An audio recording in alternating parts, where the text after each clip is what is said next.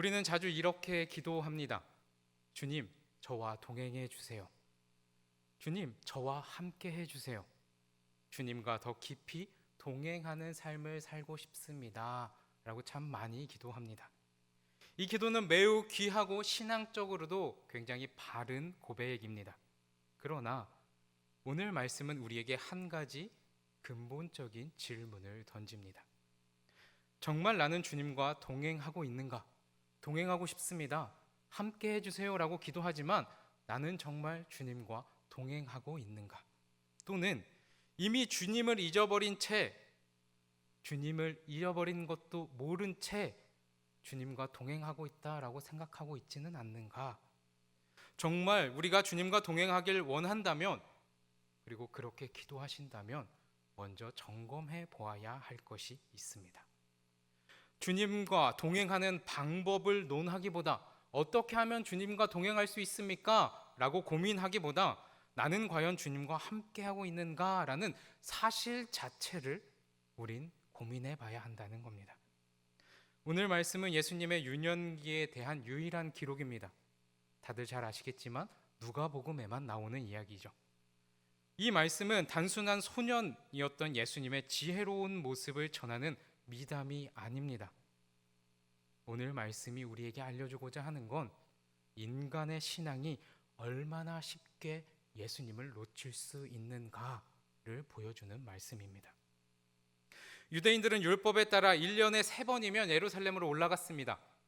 3번이면 언제일까요?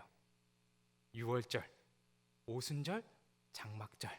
이렇게 1년에 3번 예루살렘에 올라가 또는 예루살렘으로 가 하나님께 경배하고 제사 드렸습니다. 그것이 관례였습니다. 그 중에서도 6월절은 가장 중요한 절기여서요.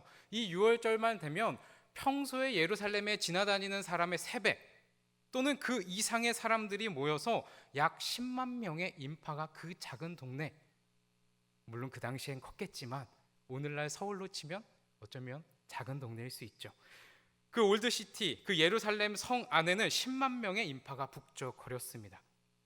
예수님이 12살이 되셨을 때에 예수님의 가족도 당연히 절기에 따라 예루살렘으로 제사하러 가셨습니다. 그리고 예루살렘에서 6월절을 지켰습니다. 그런데 문제가 발생하는데요. 이렇게 수많은 사람들이 모여있는 이 상황 가운데에 예수님을 잊어버린 겁니다. 12살 된 소년인 예수님을 예루살렘에서 놓쳐버린 겁니다. 문제는요, 잊어버렸으면 찾으면 되잖아요. 근데 언제 찾느냐? 절기를 다 마친 6월절을 다 지나고 나서요, 돌아가는 길에 그제서야 압니다. 근데 돌아가는 길에 금방 알았으면 그래도 근처에서 찾으면 되잖아요. 그게 아니라 예루살렘에서 이미 나사렛으로 하룻길을 걸어간 상태에서 예수님이 없어졌다는 것을 알게 됩니다. 44절은 매우 중요한 표현을 사용하여 우리에게 알려주는데요. 우리 44절의 말씀을 한 목소리로 다시 한번 읽겠습니다. 누가복음 2장 44절입니다. 시작. 동행 중에 있는 줄로 생각하고 하룻길을 간 후 친족과 아는 자 중에 찾되. 아멘. 핵심은요, 있는 줄로 생각하고입니다. 있는 줄로 생각했다라는 거예요. 우리가 갖고 있는 성경은 생각하고라고 쓰여 있지만 KJV 또는 다른 영어 성경은요, thinking, 생각하다가 아니라 supposing이라는 suppose, 가정하다라고 번역해서 쓰고 있습니다. 즉 뭐냐면 그냥 생각하는 게 아니라 내 아들 예수가 당연히 나와 같이 걸어가고 있겠지. 왜냐하면 그 당시에는 우리처럼 뭐 4명, 3명이 아니라 온 친척이, 그 동네에 살던 모든 일가 친척들이 한꺼번에 움직였거든요. 그러니 어딘가 사촌들과 있겠지, 오촌들과 있겠지, 다른 친구들과 있겠지 라고 가정한 겁니다. 즉 점검도 하지 않고요, 내 아들이 있는지 찾아보지도 않은 겁니다. 예수님이 당연히 자기들과 함께 있을 것이다 라고 전제한 거예요. 가정한 겁니다. 이 전제가 비극의 출발점이었습니다. 요셉과 마리아는 잊어버렸지만 잃어버린 줄 모른 채 하룻길을 걸어갔습니다. 이 장면은요, 오늘날 그리스도인의 모습을 매우 정확하게 그리고 명확하게 비춰줍니다. 예배를 드리고 교회에 출석하고 신앙적 언어를 사용하며 살아갑니다. 누가요? 우리가요. 그러다 보니 자연스럽게 나는 예수님과 동행하고 있을 거야 라고 생각하게 됩니다. 가정하게 됩니다. 왜요? 이렇게 예배도 매주 드리잖아요. 그리고 교회에도 자주 오시잖아요. 기도도 하시잖아요. 말씀도 읽으시잖아요. 그리고 믿는 사람들과 주로 만나시죠. 그리고 여러분의 말과 여러분의 삶의 모습 속에서 신앙적인 언어들과 생활들을 하시잖아요. 그러니 자연스럽게 나는 주님과 같이 있을 거야. 주님과 나는 당연히 동행하고 있어 라고 우리는 생각한다는 겁니다.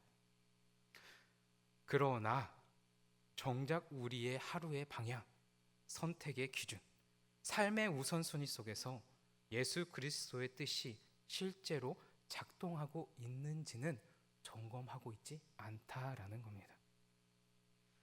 물이 위에서 아래로 흐르듯 관성적으로 신앙의 길을 걷고 있는 경우가 많다라는 거예요. 신앙은 습관이 될 수 있습니다. 왜요? 오늘날 우리도 너무나도 자연스럽게 주일이면 교회 오시잖아요. 그리고 주일에 교회 안 오면 이상하시잖아요. 이렇게 신앙은 습관이 될 수 있지만 주님과 동행은 자동적으로 유지되지 않습니다. 동행은 끊임없이 확인하고 다시 방향을 맞추어야 하는 관계입니다.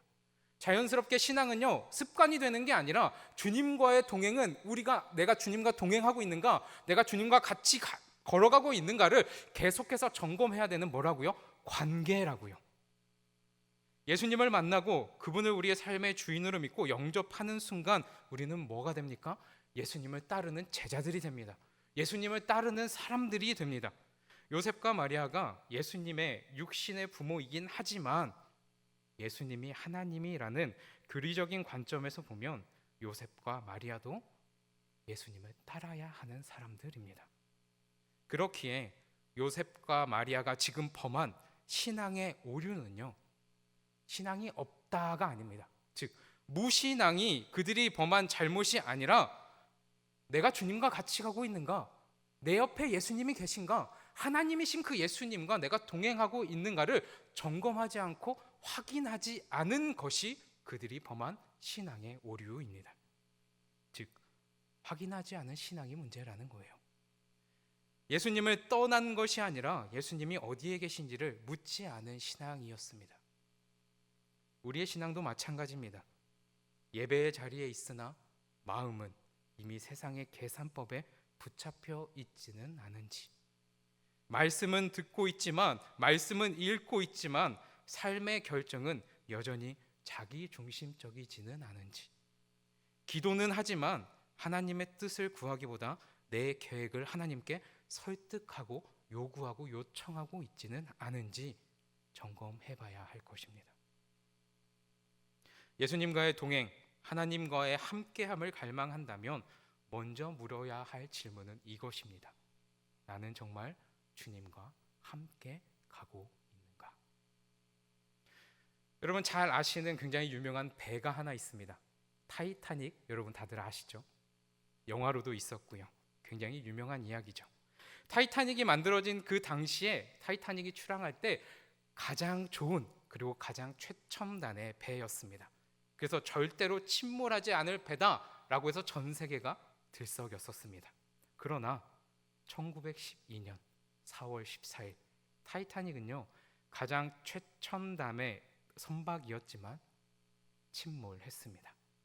승선 인원이요 2228명이었는데요 그 중에 단 711명만이 생존했습니다. 왜 이런 일이 생겼을까요? 그 당시에 모든 과학에 집약된 배이며 절대로 침몰하지 않을 것이다 라고 호언장담했던 그 배가 왜 침몰해서 그 수많은 사람들이 그 차가운 바닷속에서 죽을 수밖에 없었을까요? 북대서양을 항해하던 중 빙산 경고를 여러 차례 들었음에도 불구하고 항로와 속도를 재조정하지 않았기 때문입니다. 당시의 항해는 별 관측과 그리고 계산에 크게 의존했는데 타이타닉은요, 우리는 모든 과학의 레이더와 최첨단의 장비가 있으니 괜찮아, 뚫고 갈 수 있을 거야, 우리가 가는 길이 맞아, 내가 가는 이 방향이 맞다라고 전제하고 가정했기 때문입니다.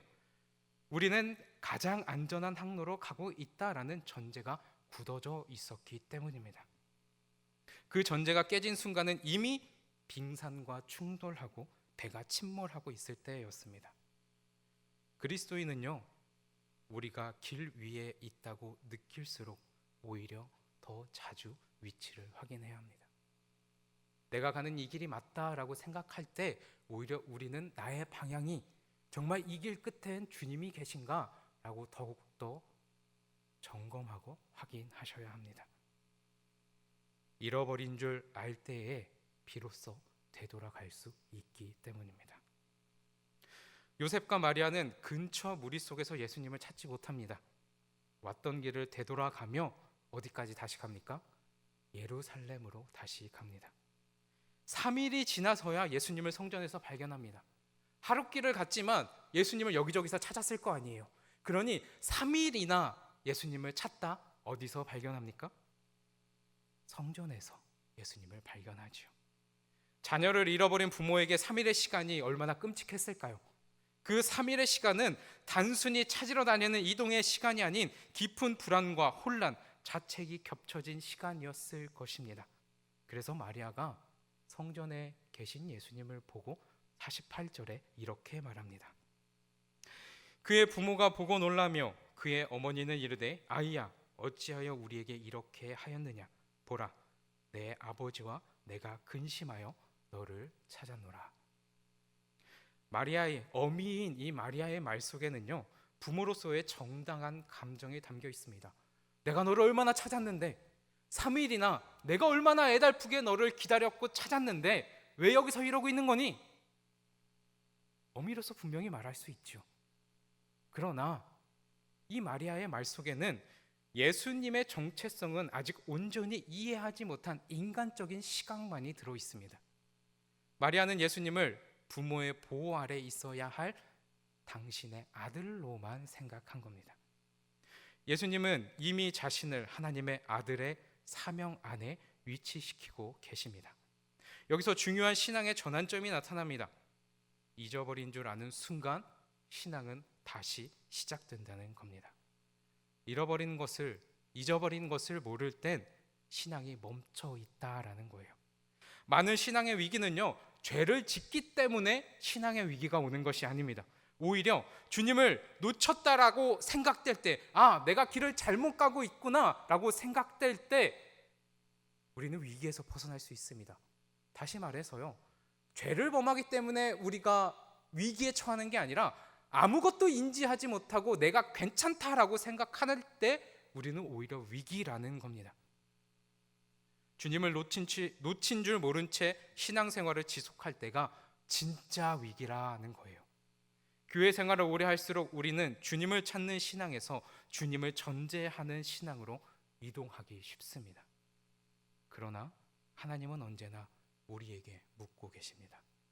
너는 지금 어디에서 나를 찾고 있느냐? 너는 무엇을 기준으로 나와의 거리를 측정하고 있느냐? 잃어버렸다는 자각은 은혜의 출발점이 될 것입니다.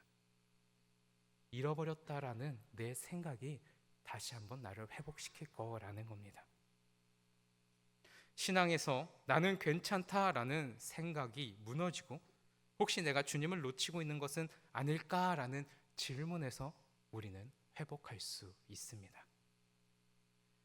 잊어버린 줄 알았던 예수님은 성전 가운데 율법 교사들에게 듣기도 하며 묻기도 하며 앉아 계셨습니다. 율법 교사와 그 모습을 본 주변 사람들은요, 예수님의 대답과 예수님의 모습에 그 지혜에 깜짝 놀란 상태로 있었습니다. 그러나 자신을 찾으러 온 요셉과 마리아에게, 자신의 아버지와 어머니에게 예수님은 자신이 이곳에 이렇게 앉아 있는, 이렇게 말하며 주고받고 있는 이 모습을 이렇게 설명합니다. 49절 말씀입니다. 예수께서 이르시되 어찌하여 나를 찾으셨나이까? 내가 내 아버지 집에 있어야 될 줄을 알지 못하셨나이까? 하시니.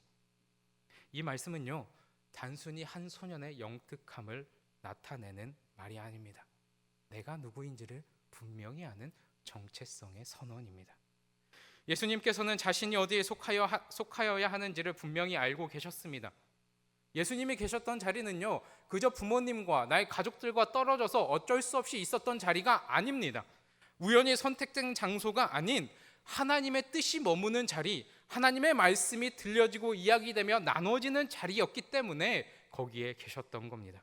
여기서 성전은요, 공간적인 건물, 공간적인 장소가 아닌 하나님의 임재, 하나님의 말씀, 하나님의 뜻이 드러나는 상징적인 공간이라는 겁니다. 주님을 다시 만나는 자리에는, 주님과 만나는 자리에는 이 세 가지 요소가 언제나 연결됩니다. 먼저 말씀을 듣는 자리입니다. 두 번째, 하나님의 뜻을 묻는 자리.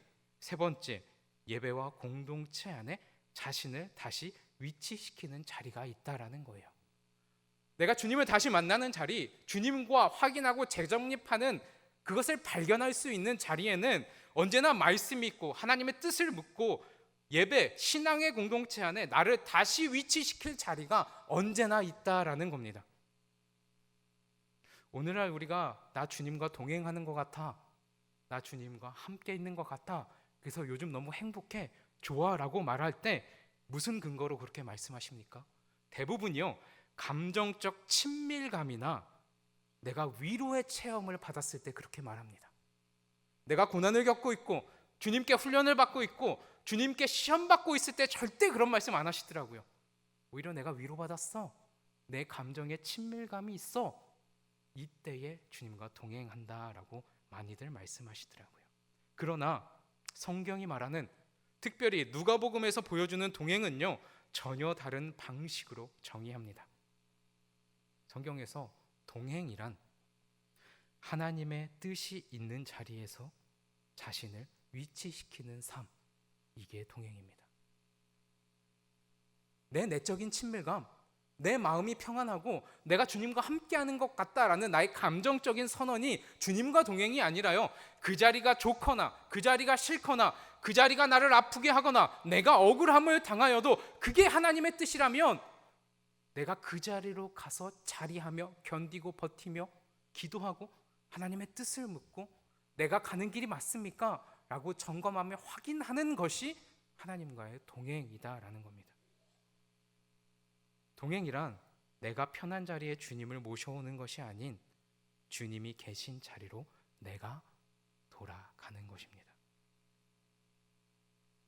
그렇게 성전에서 율법교사들과 이야기를 나눈 후에 예수님께서는 다시 부모님 품으로 돌아가 순종하며 지내셨습니다. 52절은 이렇게 증언합니다. 우리 누가복음 2장 52절 한 목소리로 함께 읽겠습니다. 시작. 예수는 지혜와 키가 자라가며, 아멘. 누구와 누구에게 사랑스러워 가신대요? 하나님과 사람들에게입니다.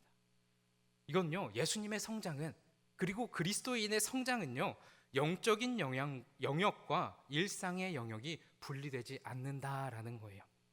하나님의 뜻에 머무는 삶은 동시에 일상 속에서의 순종으로 이어져야 한다는 겁니다. 하나님의 뜻을 발견하셨습니까? 이 예배 가운데 이곳에서 기도하며 찬양하며 집회하며 또한 신앙생활하며 이 예배당에서 이 강남제일교회에서 하나님의 뜻을 받았고 은혜를 누렸으며 하나님의 영광을 보셨습니까? 그렇다면 이곳에서의 끝이 아닌 저 세상에서, 가정에서, 일터에서, 학교에서, 여러분이 있는 그 자리에서 그 뜻의 순종으로 이어져야 한다라는 겁니다. 오늘 말씀은 참된 동행은 예배당에서만 드러나지 않고 가정과 일상 속에서 검증되어야 한다라는 겁니다. 교회에서, 그리고 가정과 일터에서, 그리고 여러분이 계신 모든 곳에서 육신과 영혼의 지혜와 키가 자라가시길 소망합니다. 또한 하나님과 사람들에게 더욱 사랑받는 우리 강남제일교회 모든 권속들이 되시길 주님의 이름으로 축원합니다. 사랑하는 성도 여러분, 오늘 말씀은요, 우리에게 깊은 울림의 질문을 주십니다. 당신은 지금 주님과 함께 가고 있습니까? 동행을 갈망한다면 먼저 내가 잃어버린 것은 아닌지 점검해 보시길 바랍니다. 이곳에서 예배드리고 계신 여러분이라면요, 이렇게 주일에 와 하나님을 사랑하는 마음으로 예배드리는 여러분이라면 예수님 그분 자체를 잃어버리시진 않을 겁니다. 무신앙은 아니십니다. 대신 예수님께서 계신 자리를 잃어버릴 때가 많습니다. 예수님 그분 자체는 우리가 잃어버리지 않아요. 하지만 예수님의 자리를 우리가 다른 것으로 대체하거나 예수님과 조금은 떨어져 다른 곳에 우리가 위치할 때가 있다라는 겁니다. 그래서 점검하셔야 됩니다. 확인하셔야 됩니다. 말씀의 자리, 하나님의 뜻을 묻는 자리, 신앙의 공동체의 자리에서 멀어질 때 우리는 여전히 신앙생활을 하고 있음에도 불구하고, 예배를 드림에도, 기도함에도, 찬양함에도 불구하고 예수님을 놓친 채 길을 걷고 있을 수도 있습니다. 분명히 스스로에게 물어보시길 바랍니다. 나는 지금 어디에 서 있는가? 나는 무슨 기준으로 하루를 살아가고 있는가? 나는 주님이 계신 자리로 돌아가고 있는가? 아니면 내가 편한 곳으로 주님을 끌어당기고 있지 않는가? 돌아보시길 바랍니다. 참된 동행은 감정의 고치가 아닌 자리를 옮기는 결단에서 시작됩니다. 참된 동행은요, 감정의 고치가 아닌 자리를 옮기는, 주님이 계신 곳으로 내 발걸음을 옮기는 그것부터 시작입니다. 참된 동행은 우리는 함께 가고 있다라는 전제가 아닌 오늘도 주님이 계신 자리로 내가 갑니다 라는 결단으로 시작될 수 있습니다. 우리 모두 주님이 옆에 계신지, 내가 주님 옆에 가고 있는지 늘 돌아보며 참된 동행하는 자가 되길 다시 한번 주님의 이름으로 축원합니다. 우리 시간 이 찬양 함께 고백하신 후에 주신 말씀을 붙잡고 참된 동행자가 되길 소망하며 기도하시길 바랍니다.